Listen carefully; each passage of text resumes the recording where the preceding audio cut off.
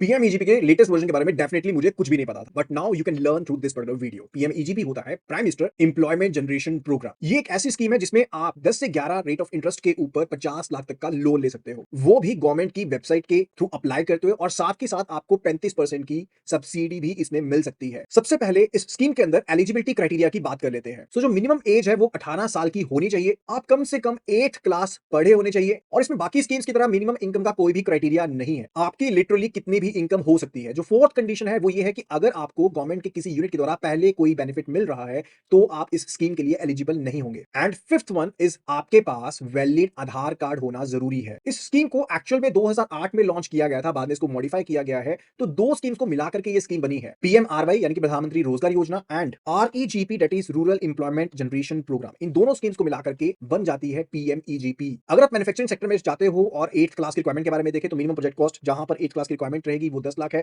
अगर service sector में जहां पर 8th क्लास की मिनिमम रिक्वायरमेंट रहेगी वहां पर प्रोजेक्ट कॉस्ट अगर आपकी 5 लाख से ज्यादा है तो 8th क्लास की जो रिक्वायरमेंट है वो रहेगी कि आप मिनिमम 8th क्लास में पास हुए हो। एक फैमिली से सिर्फ एक ही पर्सन एलिजिबल हो सकता है, और फैमिली की डेफिनेशन है सेल्फ एंड स्पाउस। अगर इंप्लीमेंटिंग एजेंसी की बात करते हैं तो नेशनल केवीआईसी एंड साथ ही साथ जो स्टेट डीआईसीज होते हैं यानी कि डिस्ट्रिक्ट इंडस्ट्री सेंटर्स हैं, उद्यमी मित्रस हैं, पंचायत राज इंस्टीट्यूशंस हैं, वो सब इसकी इंप्लीमेंटेशन करते हैं ग्राउंड लेवल के ऊपर। अगर आप लोन के लिए एलिजिबल हो जाते हैं तो आपको ईडीपी प्रोग्राम के तहत ट्रेनिंग भी लेनी पड़ती है। ईडीपी का मतलब होता है एंटरप्रेन्योर डेवलपमेंट प्रोग्राम, एंड ये ट्रेनिंग मैंडेटरी है, उसके बाद ही आपको डिसबर्समेंट मिलेगी। बैंक फाइनेंस की बात करें तो आपको टर्म लोन की फॉर्म में और वर्किंग कैपिटल की फॉर्म में जो लोन है वो यहां पर मिलता है। एंड इन केस अगर आपके प्रोजेक्ट में कॉस्ट ऑफ लैंड भी है तो कॉस्ट ऑफ लैंड को प्रोजेक्ट कॉस्ट में कवर नहीं किया जाएगा। प्रोजेक्ट कॉस्ट में जो भी कैपिटल एक्सपेंडिचर है यानी कि जो भी फिक्सचर फर्नीचर के ऊपर आपने खर्चा करना है वो सारा कैपिटल एक्सपेंडिचर प्लस कम से कम एक ऑपरेटिंग साइकिल का जो खर्चा है वो आपका प्रोजेक्ट कॉस्ट में शामिल होगा। अगर कैपिटल एक्सपेंडिचर नहीं है तो आपको फाइनेंसिंग नहीं मिल सकती है। अभी हम बात कर लेते हैं सब्सिडी एंड मार्जिन मनी के बारे में। अगर जनरल कैटेगरी से पर्सन बिलोंग करता है तो मार्जिन यानी कि कंट्रीब्यूशन देनी पड़ेगी 10% की।